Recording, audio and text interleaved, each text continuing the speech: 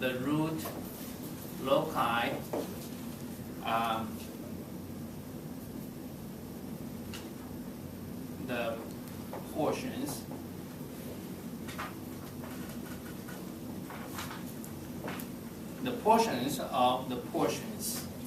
the portions of the root loci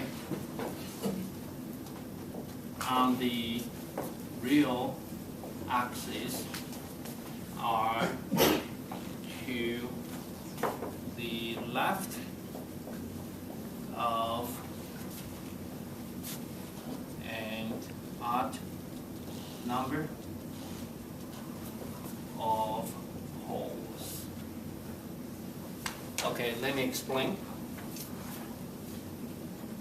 So, for example, here we have something like this one. We have a system like this.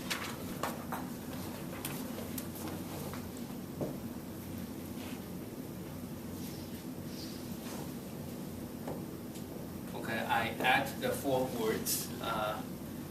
So, for example, here we only consider the poles which located on the real axis. So for this problem, we want to identify the portions of the root loci on the real axis. So basically, this saying is only the portion of the root loci is located to the left of odd numbers of the poles. This is the one, so that is a portion here. How about this portion? Because it's to the left of even number, no. How about this portion? Yes. This portion locates to the left of odd numbers, so it's okay. Be good? Okay, so now for this one. So for this case, let me use the red color to indicate. So for this case, this is the portions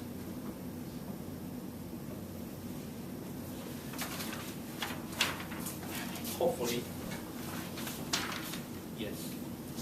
So the entire left-hand side of the real axis is a part of the root loci for this case.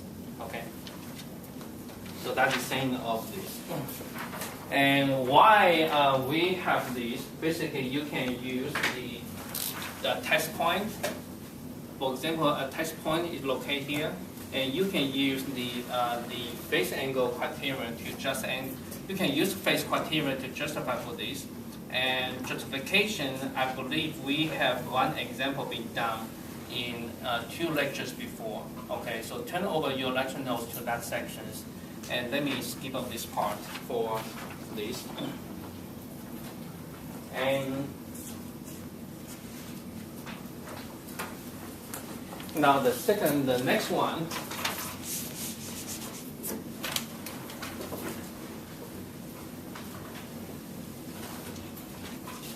So right now for this example, you can see this is a starting point, and this comes to the infinity. So basically, this is a one branch of the root loci. And for this case, for this example, we expect 3 branches. And using rule 3, we identify one branch, and we need to find the other 2. And the other 2 branches, one branch starting from here, the other one starting from here. Then they're approaching. You can see this branch approaching to these asymptotes. Okay, so that pretty much shows this is one branch. And the other branch, the second branch starting from here, and we're approaching to this. The third branch, we're starting from here, then we're approaching to this. Good? Okay, so that is the common, kind of the big picture of what we're going to look for the remaining 2 branches. And now the issue is this. We know for the other 2 branches, one is starting from here, the other one starting from here. So starting from there, how can we draw it? Can we say just actually draw like this and then approaching to this orientation 60 degrees? No, you can't. You can't. Say, can we draw, say, starting from, say, I just make up, say, something like this? Okay, approaching to this? No. Are we able to draw something like this? No. You have to do certain calculations to determine how the root locus, how this branch of the root locus eventually going to approximate to there, and let me just draw it. Okay, eventually it will be in that orientation for sure. But now locally we want to be precise, so we want to determine what is the geometric behavior or geometric shape and around in this point, right? And if as long as we can determine, then in between we can just approximate a bit good using the lower degree of approximation a bit good. Okay. So now for rule 4 is to help us to determine how the root loci will departure from the starting point. Okay, so here the rule 4 is about the departure angle.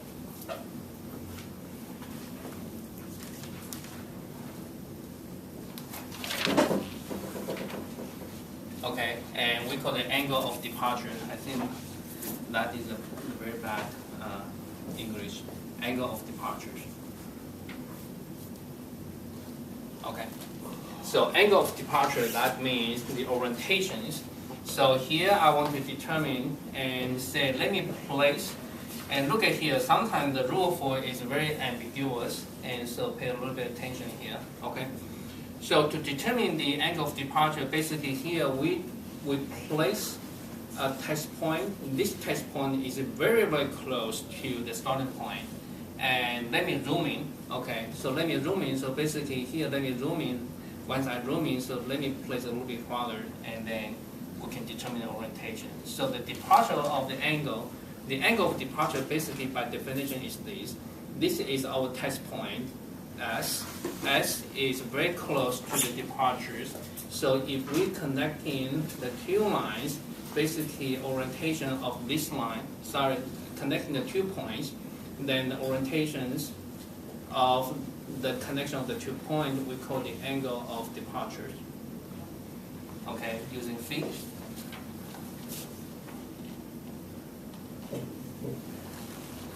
So you know the definitions right now. Okay, so the angle of departure basically is the orientations from a point that is close enough to the departure point, the poles, and we want to determine exactly where the location of this point can be.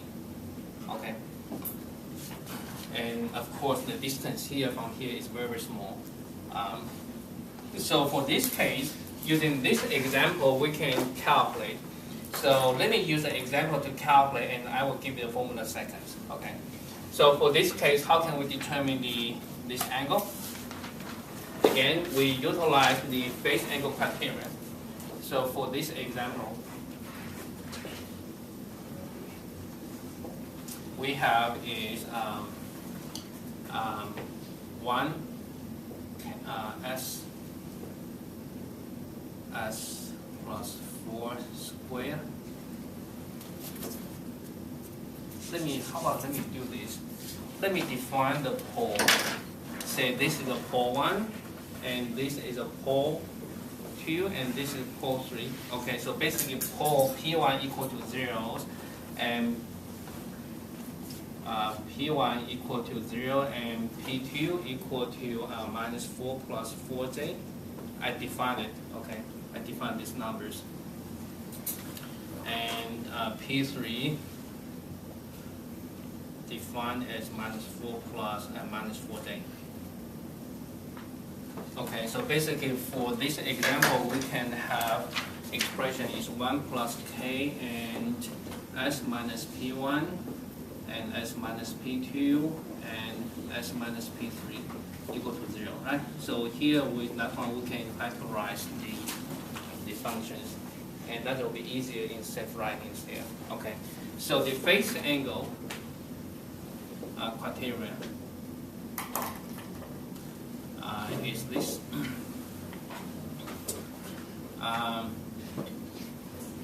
The phase of 1 as minus P1, as minus P2, and as minus P3 equal to phase of minus 1 over k. I simply move the 1 to the right hand side and divide both sides by k, and then I take the phase, so basically we have this. Okay, so the right hand side is the phase angle is 0 degrees minus the phase angle of S minus P1 plus the phase angle of plus 2 and plus the S plus 3. Again, from here to here, I have applied the overview of the complex functions for the phase. That means this is the phase of the entire function is the phase of the numerator minus the phase of the denominators. The numerator's phase is 0 degrees. The phase of the denominator can be written down, sorry, minus here, minus. Okay, so and this one is minus 180 degrees plus L times 360, right? Okay. So now we plug in our determinations. So this is 0 degrees, and what is this one? Looking at our graph here.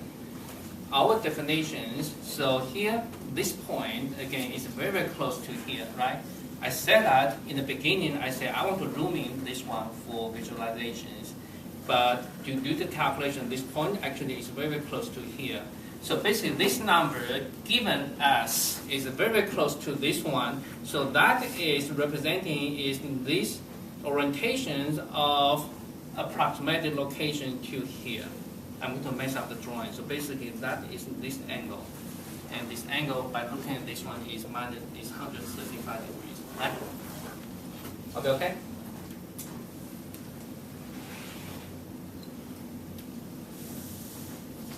Good? Okay. Just be kind. If you get it, just give it a nod. Okay? And I will get it. And now for this one, what is this? That is around the P2, and now because here we want to precisely determine, so basically here we have to zoom in and using that one, so that is our departure angle here. Right? And how about for the third one? Third one basically again, given that large distance, so basically here this point can be approximated by that one, basically that is this angle, 90 degrees. Okay, so using this notation, can you decide? So say L equal to 0 and whatever. So here we take L equal to 0 because L equal 1, 2, etc. So let me take L equal to 0. Okay, so from here I can determine the departure angle will be equal to how much? Let me copy my 45. How much? 45? Yeah. Minus 45? Yes. It's positive. Yeah.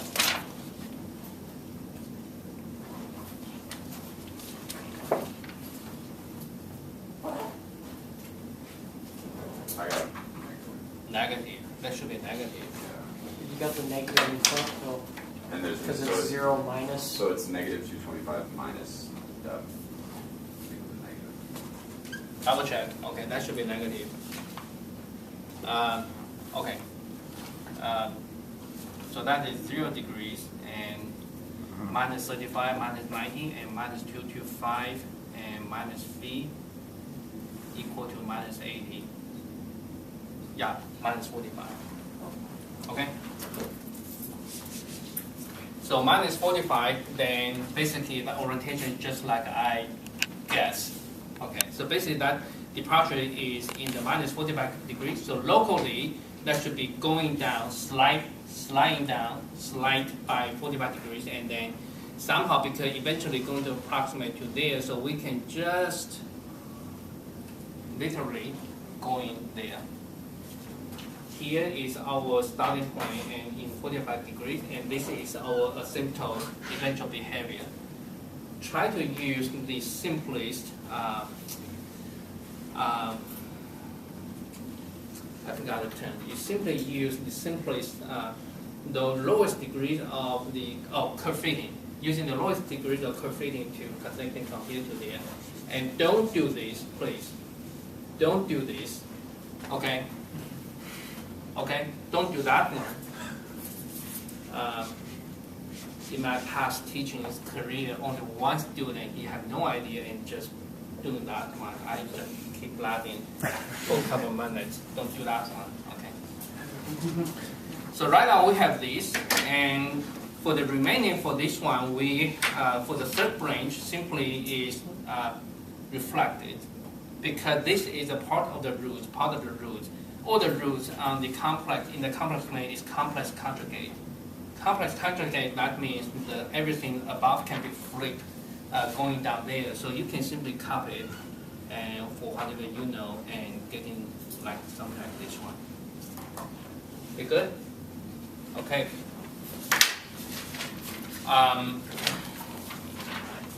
So in this way, the rule 4, I can give you the equations.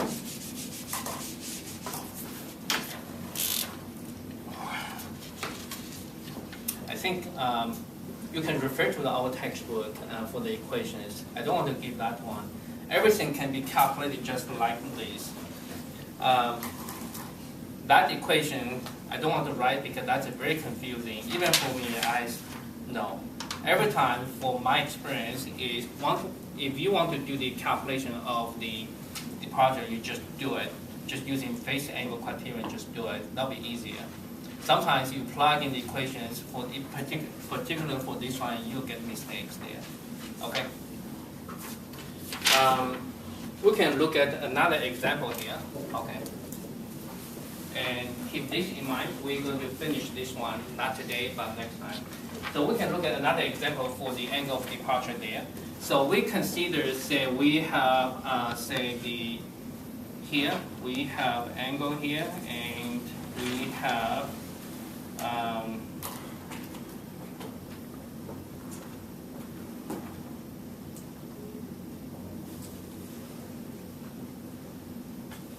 okay, so for example, it's our arrangement of the root, the open loop,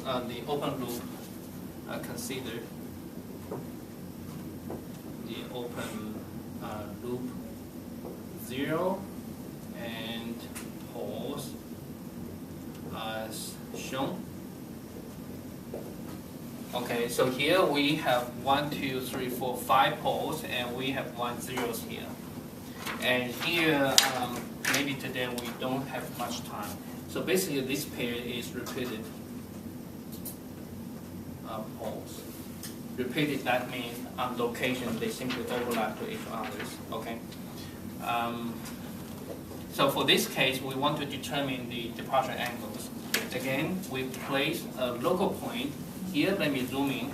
Okay, so that is the local point there, and let me put here. Let me put here. Okay, so that is our test point. So this angle defined is our departure. Okay. So again, using the phase angle criterion, and that means the angle Z, and then we call it P1 and P2 and P2 and P3, P3. Okay. So phase angle criterion is S minus Z and minus S minus P1 plus S minus P2 plus S minus P3 plus S minus P2, P3 plus S minus P3 equal to minus 180 degrees plus L times 360 degrees. Okay.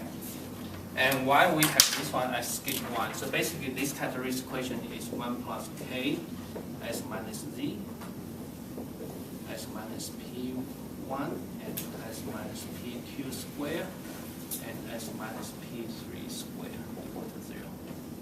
Okay, so we have this equation, and so the phase angle criteria is this.